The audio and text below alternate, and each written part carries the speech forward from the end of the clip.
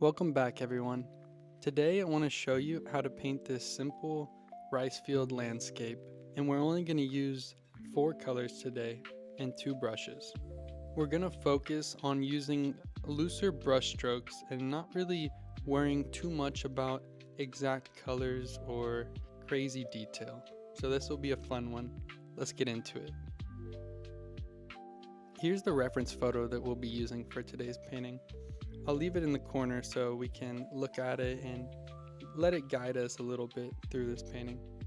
Before we get started today, I'm going to list the brushes that I'm using and the paints that I'm using on the screen.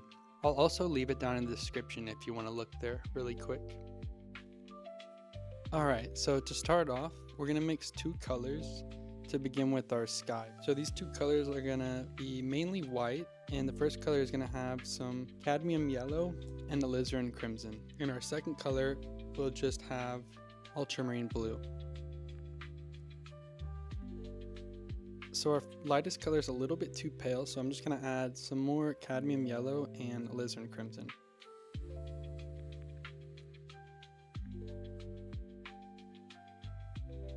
So going in with the number 8 flat brush, I'm just going to grab a little bit of water and our lightest color, and I'm going to start laying it all across the top of the canvas. And I'll just leave a little bit of gaps where we can come back with that blue with some diagonal brush strokes and kind of blend it in and put it in those gaps.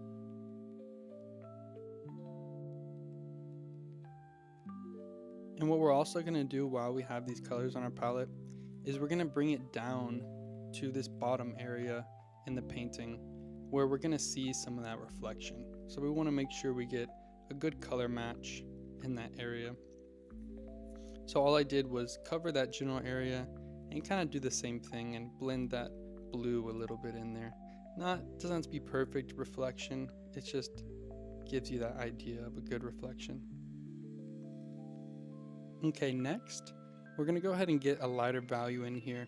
As you can see, there's this pretty bright sunset sky, so we're going to mix up a nice light yellow. And to do that, we're going to do white and cad yellow with just a hint of some alizarin crimson, and we're going to mix that into half of it. And then what we'll also do is we'll make kind of a shadowy purple color to get some of those other clouds that you can see in the top of our reference photo. And we'll mix that alizarin crimson into our existing blue real quick to make that value. And then we're left with these nice 3 colors mixed up and ready to go. Then I'll go in with that lightest value and start finding those places where I see in the reference photo are the brightest of the sky.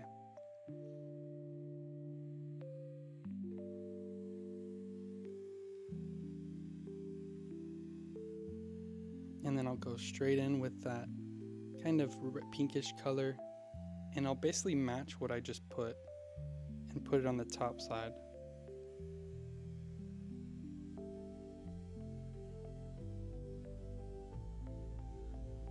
And then we'll go with that darkest value, and it's as simple as looking at the reference photo and kind of seeing where those darker clouds are and just putting them in there. And you don't have to worry about perfect brush strokes. We just want to give it that idea of all of these colors coming together to make this sky. And then of course we want to go ahead and do the same thing towards the bottom area, because later on that will turn into our nice little reflection in our rice field.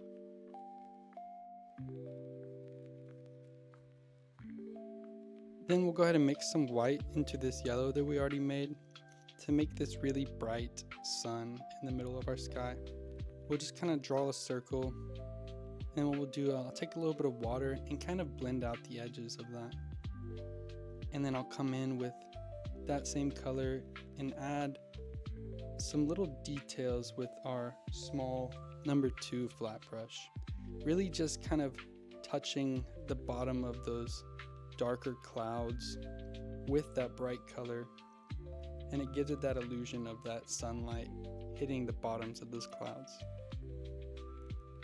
Alright, so if you can't tell, I'm a fan of reusing colors. So now what I'm going to do is we're going to add some ultramarine blue to this purple to give it more of that blue tone, and we're going to paint these mountains all the way in the distance here.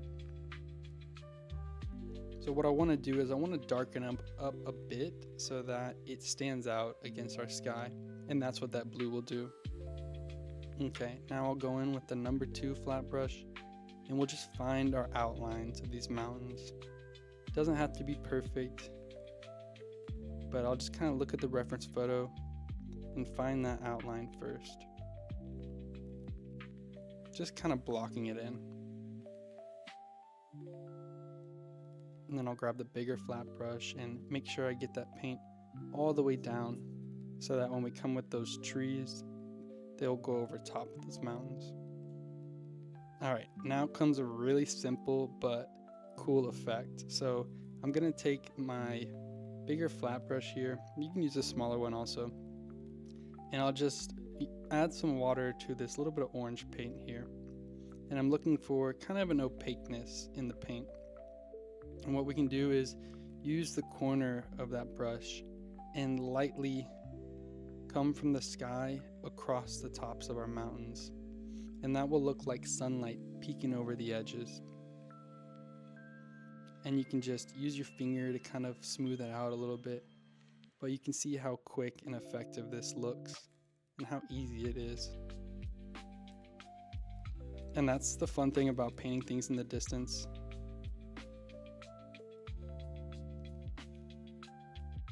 Alright, let's go straight into these distant trees now. So to make this green that we see, we want kind of a dark green. So we'll start with ultramarine blue and add some of our cad yellow to it. And then I'll even grab just a hint of that purple that we have from the mountains to kind of darken it up slightly and change the hue. Not quite dark enough, so I'll just add a little bit of blue to that, and it'll give us kind of a cooler green. And then we'll go in with our large flat brush and just find these shapes of our trees. Doesn't have to be perfect. We just want the outline of those distant trees.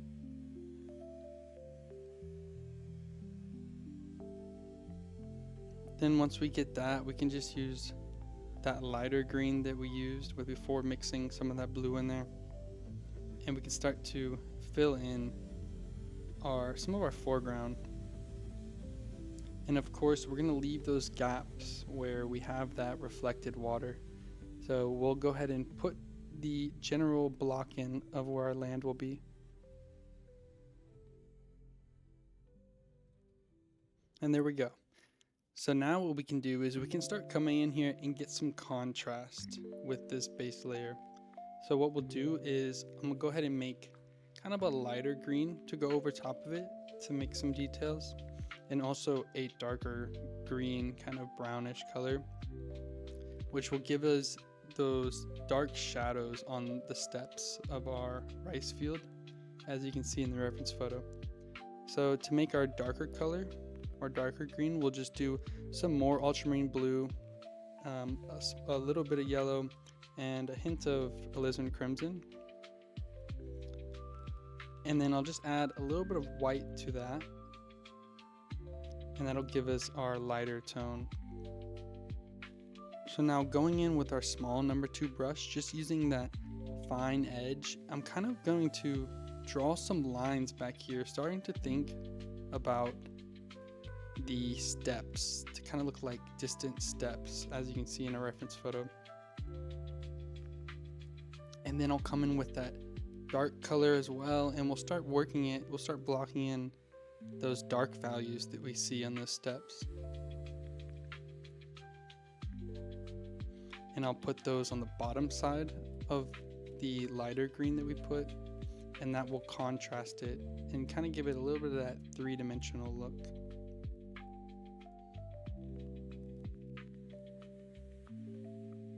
Once we have that blocked in, I'm going to go ahead and mix up a color for our actual rice plants. So we'll add a little bit of yellow into our lighter value right here, and we want to get kind of a lighter green so that it pops out against some of these darker colors we have. And before we add these, I want to put that back layer. So what I mean by that is the water has some ripples in it and some shadows coming off of these steps of the terrace.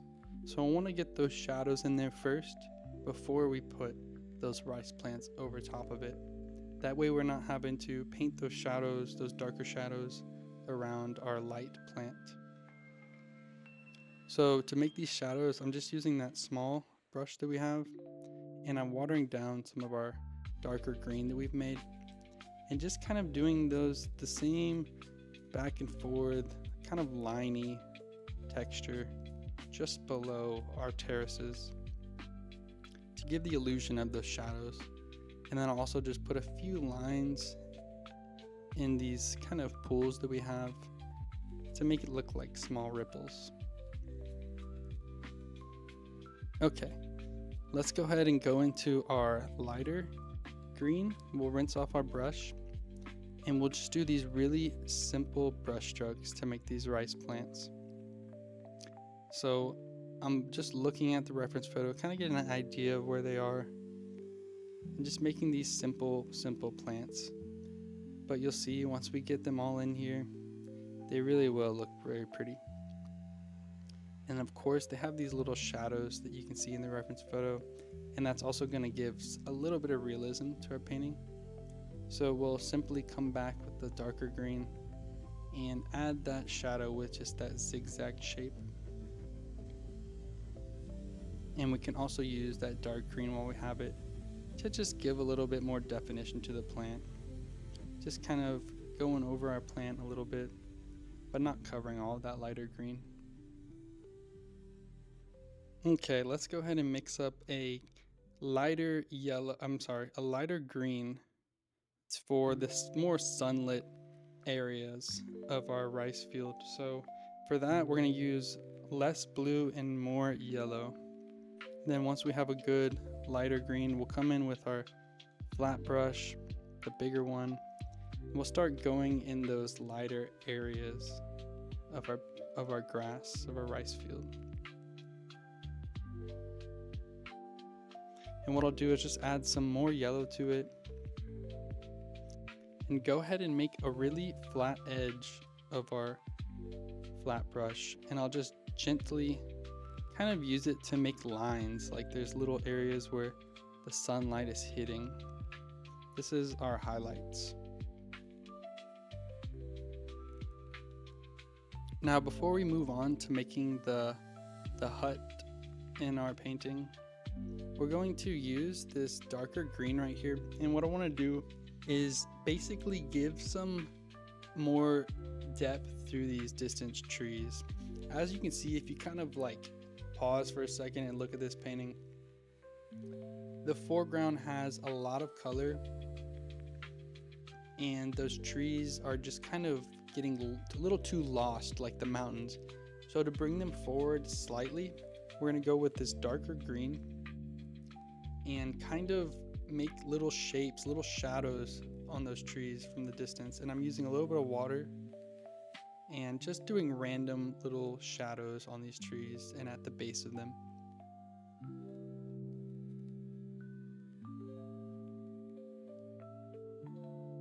All right, here's one of my favorite parts. We're gonna make this little hut in our painting. So to do that, we're gonna mix all three colors together. So yellow, blue, and our red. And that'll give us this nice rich brown. And of course, we'll use that smaller flat brush so we can get some finer details. And I like to start with that outline, finding those shapes of our house, and then just kind of filling everything in.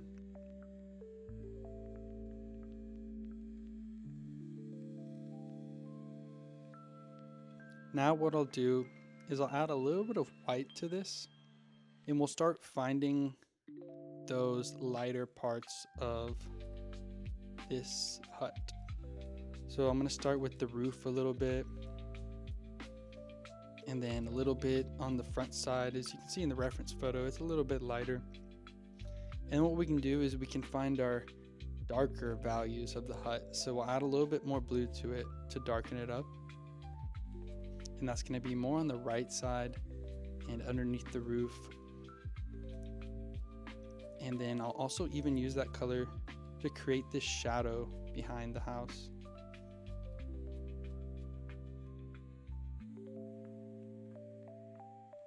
And we can use it to give some texture to the front of it, like it's wood.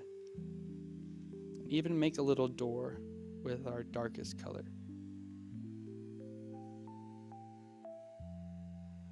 And what I'll do is I'll come back and add a little bit of yellow to this color because I want to give a little bit of highlight to the edges.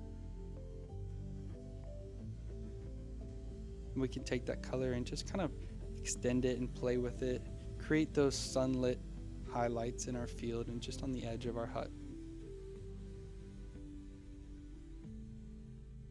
And you know what? I feel like adding a couple little people in this painting. I know in the reference photo there's kind of this I think there's a person in the distance there by the hut, but we're just gonna kind of do our own thing. So this is basically white that I'm using here, and this is far away, so I'm gonna do two people. So I just do two kind of small marks, and then I'm gonna add a little bit of blue to this. So I'm kind of thinking maybe they have blue jeans or something on, or some kind of jeans. So basically making a baby blue by adding a little bit of our blue. And we'll come in and just kind of scribble a little color below them. Now what we'll do is we'll make sort of their heads. So I'm just, again, using almost that house color that we have and just putting a couple dots as their heads in the distance. And I'll even use that to maybe add some shadow below them, and maybe like there's something in their hands. And then I also want to add the classic straw hat as well. So to do that, I'm just going to add some white to this brown, kind of get like a tannish off-white color. And then I'll use that corner of our small brush to just make that little triangle shape that looks like a hat in the distance. And that will do it for this painting. Really simple, really just kind of loose gestural brush strokes. A really fun painting to try, especially when you're a beginner. You'll learn a lot from this because you're only using 3 colors and white, and it really helps you understand contrast, I feel like. And you can really create a beautiful painting this way. I encourage you to try that out more. Try using minimal paint and brushes. It'll really teach you how to use a certain brush.